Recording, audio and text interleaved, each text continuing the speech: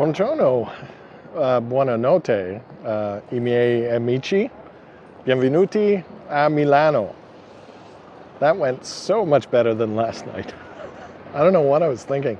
When I edited, when I put the video together, I heard saw myself and heard myself and was like, oh my God, I can't. You should just record that again. But I didn't, for posterity. It's learning. That was really bad Italian and I apologize. Today I'm getting a little better. Today is day 4 in Milano, and it's pretty much, tomorrow is my last full day here, and I found this place really, really interesting because it's a big town. It's a really big town.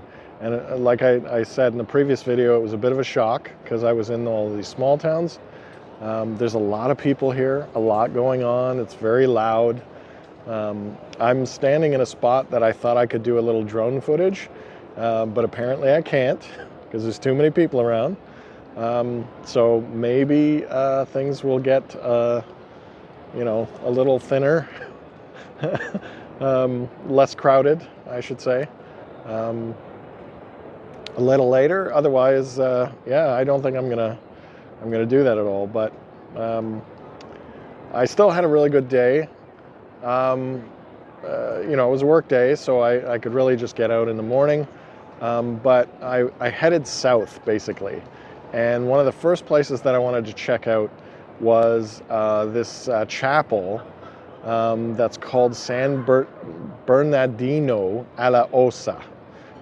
And what that means is it's alle Ossa is it's an ossuary, which is a fancy term for a place of bones. And it was so cool. It was built originally in the 1200s, and it was adorned with human remains. Still kind of fuzzy as to where they got the remains. But yeah, they built it up as an ossuary, and it's really cool. I mean, it's kind of spooky and weird and all that, and you kind of think to yourself, well, why is it okay to put bones all over the walls? But what can you do? But the crazy thing is it was destroyed in like 1712 or something, but they just built it right back up. The opportunity to think, hey, should we put bones back up on the wall, was like, oh yeah, no, we absolutely should.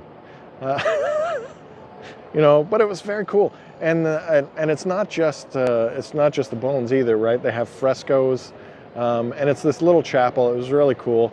Cost you $1 or €1 to go in. And it's just such a cool little space. I thought it was amazing. I was so fascinated with it. And yeah, it was really cool. It's right beside, it's a chapel of the Santo Stefano Maggiore Basilica, which is this great big basilica that I was able to go in. I lit another candle and just check that place out as well. And so I figured, while I was at it, I would just keep heading south. And I eventually visited the Roman ruins in front of the Basilica San Lorenzo Maggiore. I think I got that right. But there's some Roman ruins there. You might not know this, but for a very brief period, during the latter part of the Roman Empire, Milan was the capital. At the time, the capital kind of moved around a bit, just before the supposed fall of the western half of the empire. And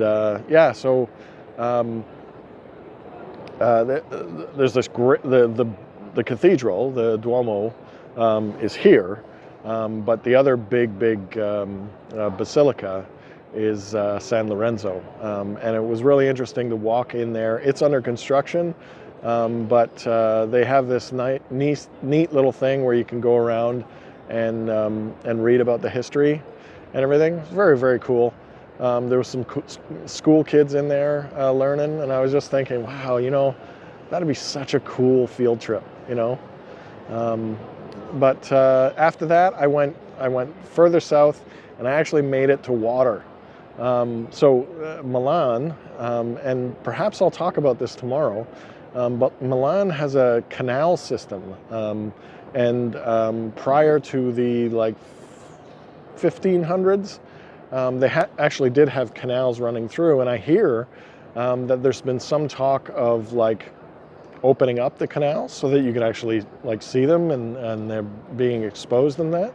But one of the interesting fun facts is Leonardo da Vinci stayed in Milan for a while.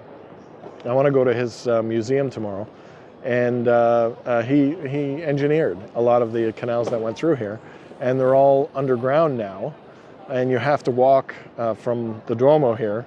You got to walk about a half hour, 40 minutes before you can actually get to the open water of the canals. And I made it down there, which was kind of cool. So I saw water.